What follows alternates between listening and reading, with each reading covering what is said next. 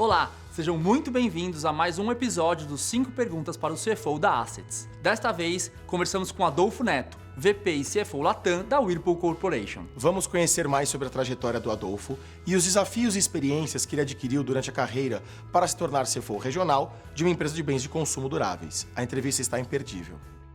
Deixa eu só me apresentar um pouco, eu sou o Adolfo Souza Neto, tenho uma trajetória já longa de finanças, né? Então eu já devo estar trabalhando faz uns 30 anos.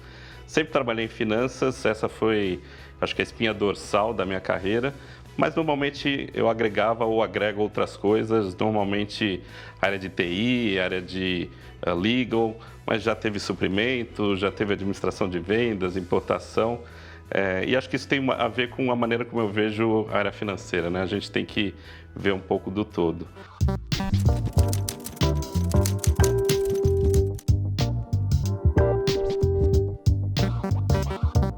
A principal delas é a gestão do capital de giro, porque numa empresa industrial você tem uma cadeia de fornecimento muito mais complexa do que numa empresa de serviços, né? Então, o estoque é uma coisa que você tem que gerenciar e que numa empresa de serviços normalmente ele tem um peso muito menor.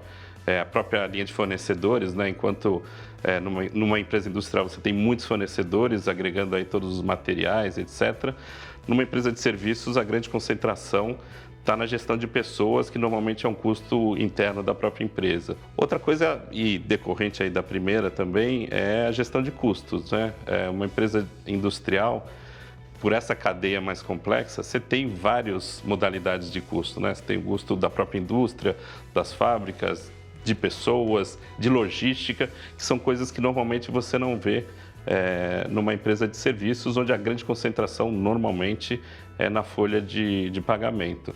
Mas, ao mesmo tempo, as coisas são muito comuns, né? Quer dizer, a gestão do portfólio de produtos e serviços, busca de eficiência, busca de retorno. Eu acho que tem mais coisas em comum do que diferenças, mas se eu fosse listar algumas, seriam essas.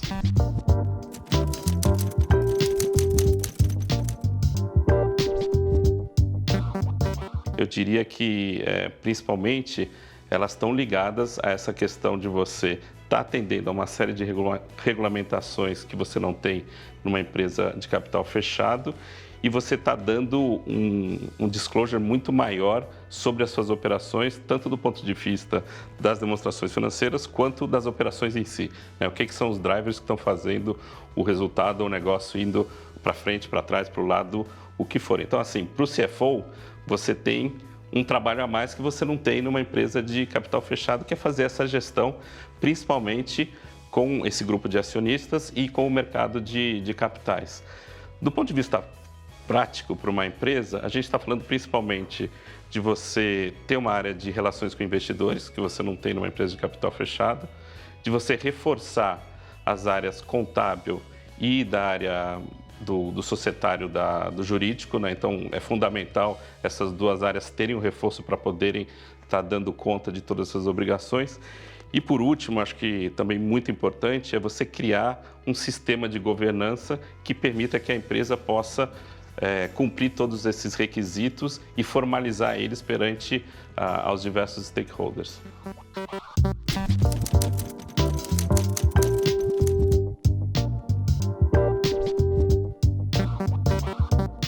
A primeira delas é vontade de aprender e curiosidade.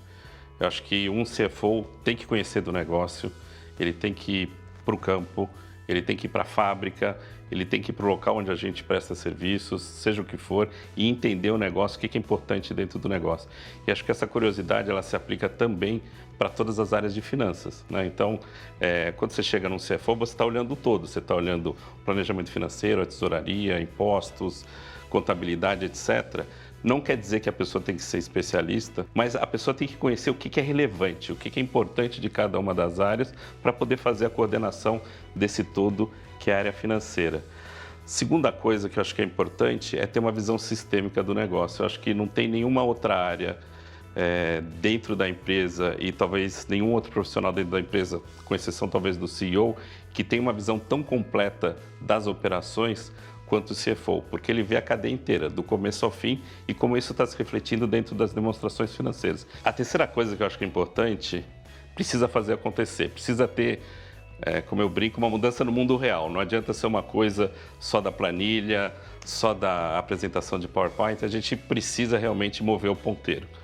É formar grandes equipes e saber liderar elas. Faz toda a diferença você servir a sua equipe, não só ela servir você e a empresa, mas você servir a equipe e dar condições para que essas pessoas possam atingir seu potencial máximo, possam fazer o máximo para elas e para a empresa.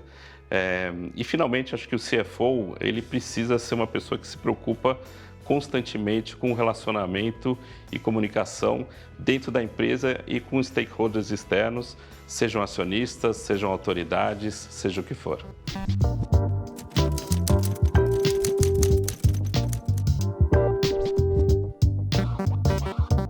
Você tem um papel institucional muito maior, porque você, junto com a liderança sênior da empresa, precisa ser um propagador dos valores, da cultura, da visão e da estratégia, né? Então, esse é um papel que, obviamente, a gente precisa exercer sempre, mas numa empresa global isso fica muito mais importante porque as pessoas estão literalmente do outro lado do mundo. E é muito importante que essa cultura ela permeie a organização para que as decisões sendo feitas localmente, elas estejam de acordo com isso tudo. Outra coisa importante é você ter uma disciplina de estar perto dessas pessoas. Tem aquela reunião que você está junto, ou você se encontra no corredor tomando café, ou tem aquele bate-papo com as pessoas. Você precisa estar junto dessa equipe que está fora do seu dia a dia físico, e para isso é muito importante essa disciplina, né? De você ter no calendário efetivamente essas reuniões para falar com os indivíduos, para falar com os grupos, e eles poderem sentir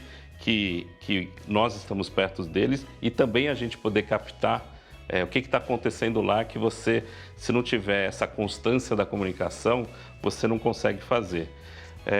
Outra coisa importante, eu não diria que você precisa conhecer, mas você precisa estar aberto para essa possibilidade que as pessoas vão ter uma visão de mundo muito diferente da sua e poder respeitar isso para você ter uma comunicação que seja legal, que seja significativa e que mova o ponteiro para frente.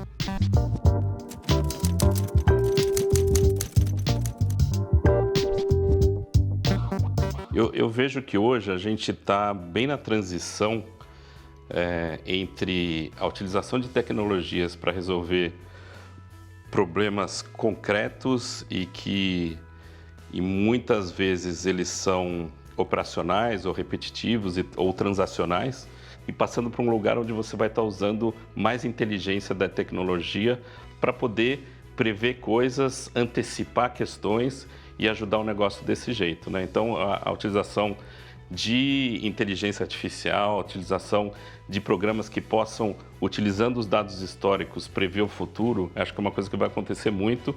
Então, é tirar uma carga, talvez, de subjetividade e trocar ela por análise baseada em dados históricos, em estatística, e poder fazer projeções, e aí você ter no final as pessoas concentrando realmente em criticar os cenários e poderem montar eles, muito mais do que ter que montar isso de baixo para cima do zero, né? Essa transição e essa utilização da tecnologia, ela não pode vir direto sem uma transformação cultural. É muito importante, primeiro, você transformar as pessoas e fazerem elas verem a utilidade disso tudo, utilizar a tecnologia e saber por que você está utilizando ela e para quê.